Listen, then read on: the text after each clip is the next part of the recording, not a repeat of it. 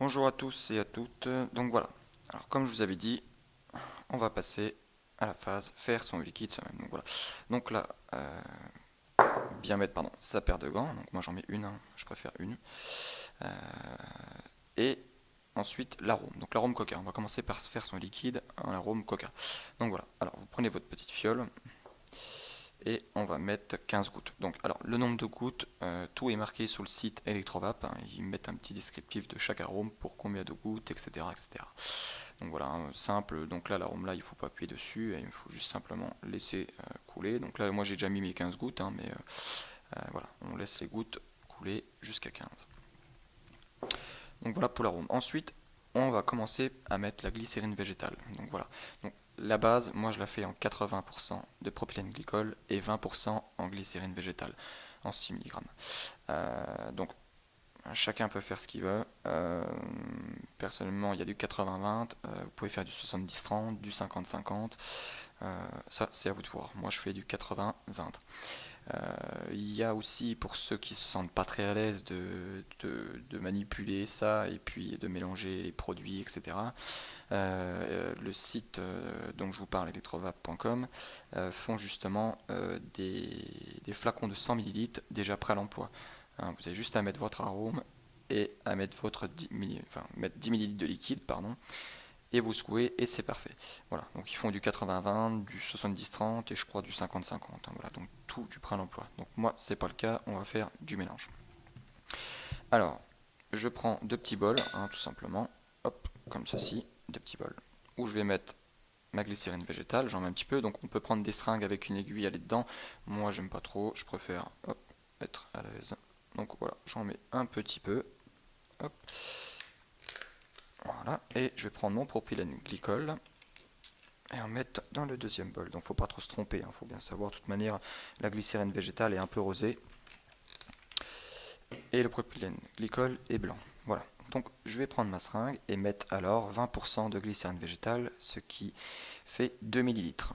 Donc hop, c'est parti. Hop, donc c'est parti. Hop, 2 millilitres. Ok, impeccable. Voilà. Donc je vous avais dit tout à l'heure, en plus je respecte pas trop les consignes, de prendre du papier essuie-tout pour éviter d'en mettre partout. Voilà. Donc là, super. Et donc, on va mettre pardon, le propylène glycol, donc 80%, ce qui fait 8 millilitres. Allez hop, on y va. Parfait, 8 millilitres. Et hop, on met dedans. C'est parfait. Donc hop, on pose la seringue. On met le petit compte-gouttes que je vous ai présenté tout à l'heure dans le trou. Hop, et son bouchon. Et on ferme bien et on secoue. Donc on va secouer à peu près 5 à 10 secondes.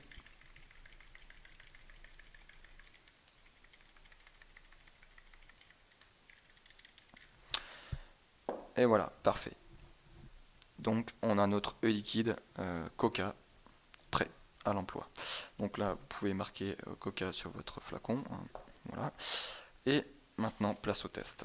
Donc, je prends un clairomiseur. Hop, voilà. Alors, ce qu'il faut savoir aussi, c'est que il y a un temps de repos sur les liquides. Donc voilà, pour les fruités, gourmands, boissons, etc., cocktails, c'est bien de le laisser 24 heures. Hein, 24-48 heures. De toute manière, 24 heures. Là, il va être vapotable, il va être très bon, mais il sera de plus en plus bon. Hein, donc 24 heures, vous pouvez déjà le vapoter, il sera très bon. Concernant les tabacs, par contre, de toute manière, comme je vous disais, le site Electrovap vous met un petit descriptif. Les tabacs, tout dépend de 3 à 7 jours maximum. Voilà. Allez, hop, on y va, c'est parti. Donc, ce qui est assez sympa, c'est qu'ils ont un embout assez fin pour entrer dans le clairomiseur. Alors, comme je vous disais tout à l'heure, c'est super sympa parce qu'on n'est pas obligé d'appuyer très fort. Hop, voilà. On referme le bouchon. Hop là, on va revisser notre bec. Super. Avec une batterie twist, un Ego tout simplement. On visse, c'est parti. On imbibe. Bien.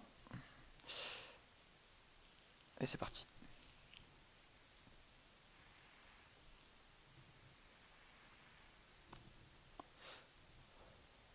Donc là, comme vous pouvez le voir, un mélange 80-20, c'est un bon équilibre.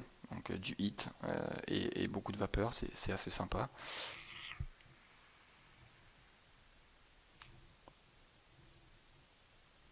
Donc super. Donc franchement, je sens vraiment très bien le coca. Euh, super arôme, super liquide. Donc voilà. Voilà pour le chapitre 2 de l'arôme coca. Je vais vous présenter maintenant comment faire aussi ces mélanges. Donc les mélanges d'arômes qui est super sympa. Et puis voilà. Donc voilà. A tout de suite pour le chapitre 3.